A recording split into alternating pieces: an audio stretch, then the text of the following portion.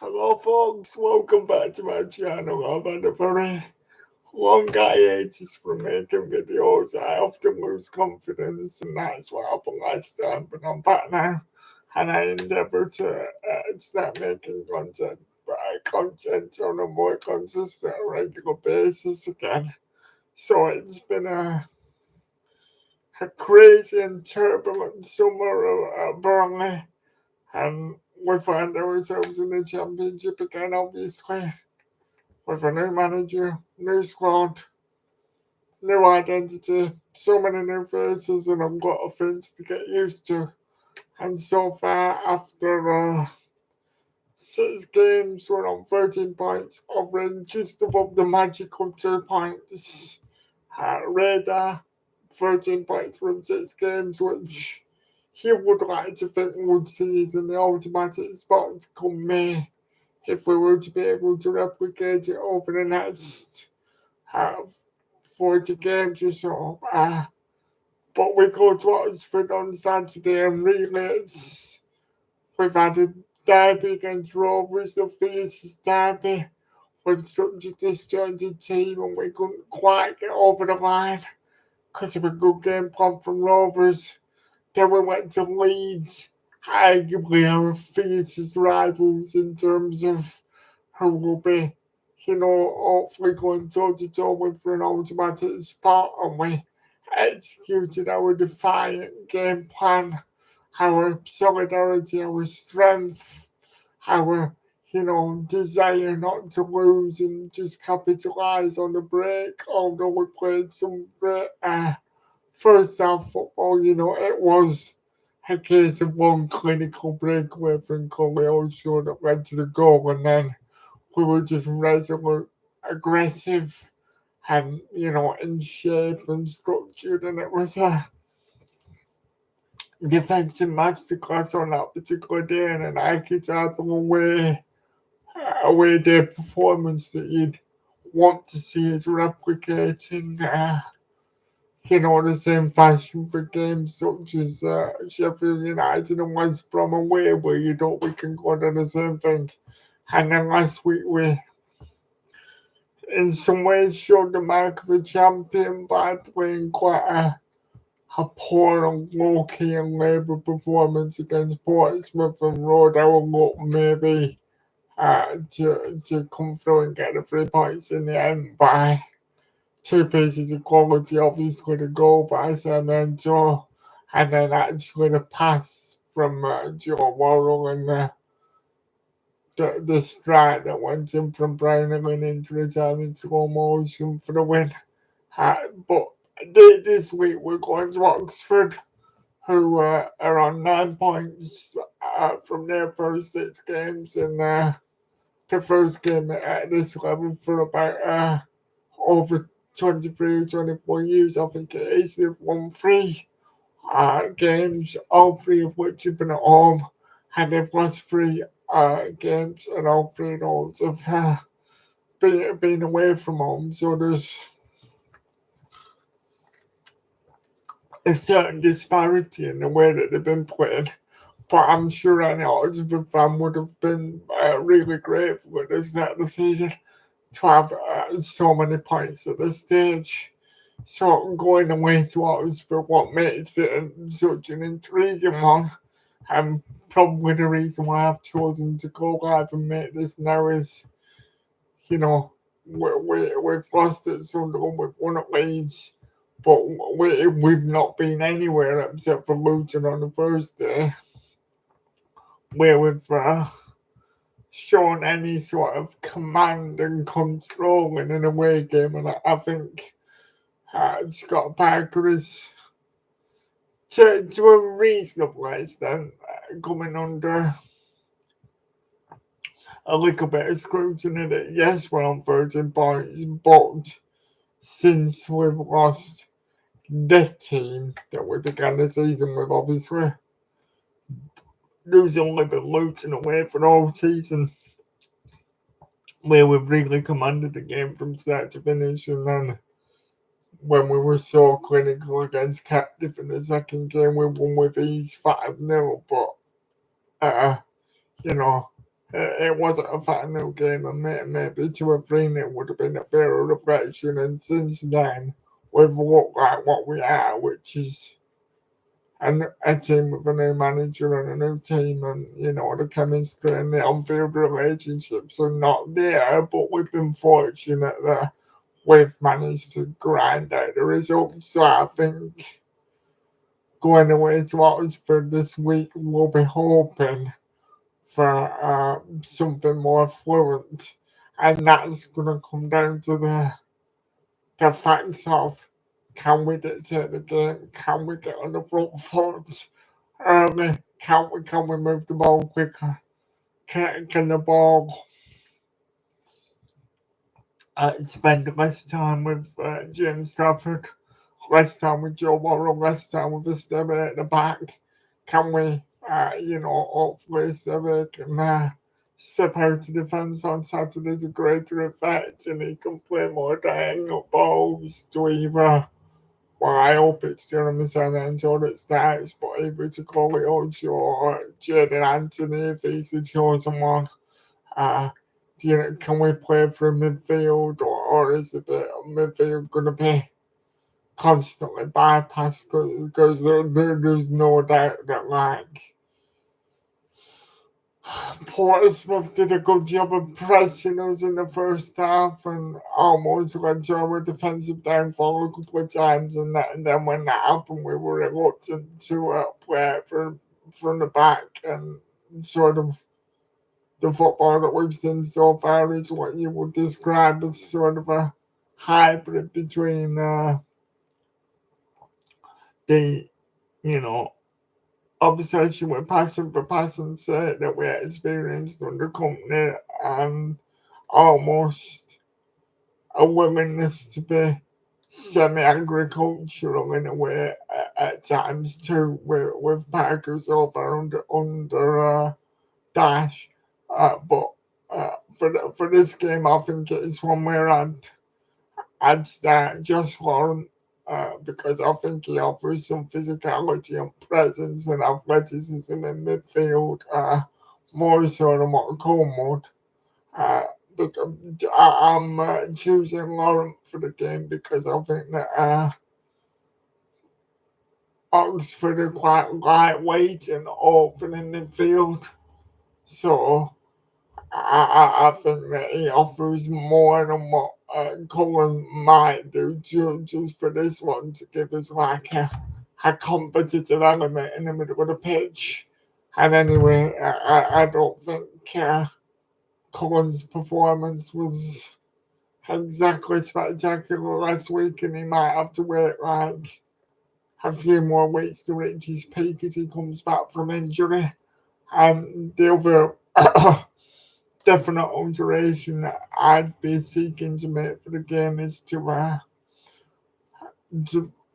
bench Hannibal and start Zion Fleming in the number 10, just because, with due respect to Oxford, it is a game where I would expect us to be on the ball and having like the majority of the possession, and I want us to be as fluid as we can be. And I think that you'd almost describe Animal's skill set as a sort of a defensive number 10, and as a similar way that you might describe, say, Conor Gallagher. And I just think that in this game it's going to be, without blowing our own trumpets too much, like we are the best caliber of opposition that Oxford United have uh, faced in a number of years. Like, there was a chasm of 2 weeks between us last season, so I'm sure that Oxford will be a bit delighted if they can come away with anything from us. Even a draw would delight them. So I would expect them to set up with sort of a similar blueprint rather against us, to what Portsmouth demonstrated last week, and it could be yet again a game for patience. I know that we're going to benefit from their best player under glue in their midfield, Cameron Brannigan being out for the next 6 weeks with a knee injury, which is really unfortunate for a talented and highly regarded player to suffer like that when he's just, he's come up to a new league hoping to showcase his skills and develop his career, and then he's out for a long time. And I know they have a good playmaker called Ruben Rodriguez, who assisted basically bucket loads of goals in League Two with not counting the season before last. But we have to respect Oxford, and obviously they have scored 6 goals over the course of the 3 home games so far, which shows that we have to be on alert and things like that. But with due respect, they have beaten Preston and Stoke, who were not two teams that you'd expect to be operating in the upper echelons of the league come May. And then, Preston were down to 10 men for quite a large proportion in that game for one of those wins. And then they beat Norwich on the first game of the season. And, you can always say that some anomalous results do happen during the first game. So basically, I'm saying that we need to be showing a lot of attacking intent and creativity in this game, and what we, as much as you can praise in a way that we've been extremely clinical with our chances, we're not really creating a lot.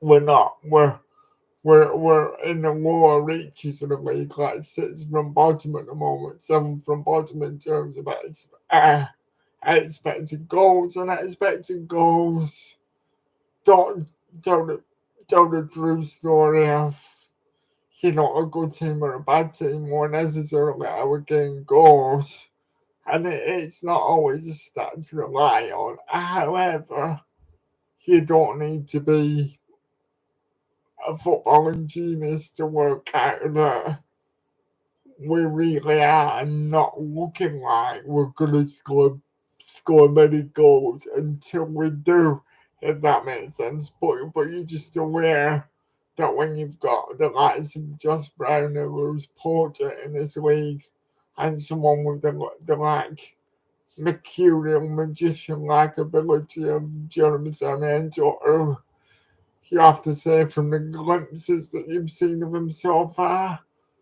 he seems to bring a very similar skill set to excuse me, I'll put my teeth back in. A very similar skill set as to what Manuel Benson brought to us in the previous championship campaign under company. So when we've got the individuals who can produce something broadly out of nothing, then we're always going to have an advantage over quite a few teams in this league. But this week, you would hope, obviously, that first of all, we can keep a clean sheet away from home, that we can score a goal, but you would also hope that we can come home saying that Burnley have won the game, but we've missed chances, we've hit the balls, we've hit the bar. The goalkeepers had to make 2 or 3 fine saves to keep us at bay. And we're just looking for that sort of performance to marry up with the result too this week. And it's not to say I'll always be someone who does obviously value the results over performance at the end of the day, especially when we've had such a rebuild and such a time of uncertainty. I believe it's a case that if we get the results eventually, the performances will say to themselves. But conversely, you can't always expect the clinical edge will will always be maintained. There is always going to be, bad luck, sitters being missed, a fabulous save, a harsh offside call when you score a goal that's ruled out, for a 2-0 offside. And we can't just expect all the attacking players to be robots and make the very most out of the singular chances that do come the way. So if we can create more chances, it'll show us that we've played better and we've deserved the results. And it's always a nice feeling to come away from a game of football knowing that you've deserved the result you've got. And the more chances we've created in the game, the more good habits we've demonstrated. And then that is where luck will, hopefully shine with us more longer term over the season. So I'm going to say that we're going to play better in this game, and I think that we'll come away with a 2-0 win. I don't think it'd be easy, but I think if we can move the ball quickly, if it's not going well, then we can make alterations off the bench. And I just think that we'll have too much sort of ability to break Oxford down in the end, and hopefully a win away at Oxford can really take us on a run in these next 6, 7, or 8 games, or at least theoretically through to the middle of November. It would seem where football isn't played on paper. If it was and we do the right things, then we should be able to make significant progress in terms of points, looking at the calibre of opposition that we've got to play. But we mustn't expect too much too soon. And, hopefully the familiarity, the chemistry and the relationships and the patterns of play will just evolve somewhat naturally, because what you can't doubt is definitely we've got more of a togetherness, more of a hard working ethos, more of a determination and like an inner strength as well as a physical strength on the pitch. And I definitely think that it's going to be a case of how well can we do in the league over the course of the season, rather than if we'll do well, if that makes sense. The result at Leeds really gave me an inclination that we really have nothing much to fear in the league. However, it remains to be seen whether we can operate with the fluidity, glitz, razzmatazz and glamour as we did in the previous championship season. And in some ways, it does feel as though uh, the problem for Scott Parker, if you like, is that for as well as he can do, like to a certain extent, the way that people are and the way they think and the short-term memories that people have, he's inevitably going to be measured up against what Vincent and company achieved in the league. And the problem is that was such a once-in-a-lifetime season that even if we are promoted, it's probably not going to resonate with the same people, with people in the same way that the once in a lifetime quality of football and excitement that we had enjoy that season, but he can only be himself. I like listening to him, and I get the impression that he's, the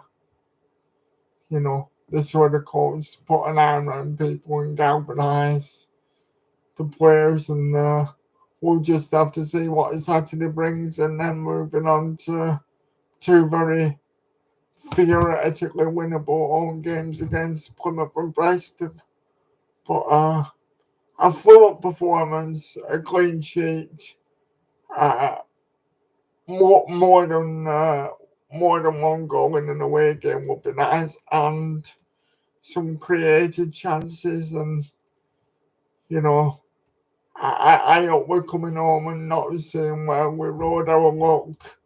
We've got a result, but it was back to the wall, because whilst that was understandable at Leeds, I would like to see that we can go on the road and be quite dominant and front foot based against a majority of the middling to lower teams in the league. But we'll have to see. And it's nice to be back and speaking to you on the screen again. And I endeavour to become more regular with it again. I've said it many times. And all I can do is, try and promise myself to be consistent and be motivated to make the videos. So if you have enjoyed my channel over time, please like the video, share the video. If you really enjoy listening to me, then please uh, subscribe to the channel and like the videos and circulate it around. Because the more views and subscriptions I get, the more my confidence will grow. So hopefully I'll be back soon again. And until then, hopefully I'll get back from Oxford at about 9 o'clock on Saturday night and come on here and do a positive review celebrating a win. So until then, up the clarets, and thank you for watching, anybody that does so. And see you again soon, and take care of yourselves. Bye for now. Come on, Burnley.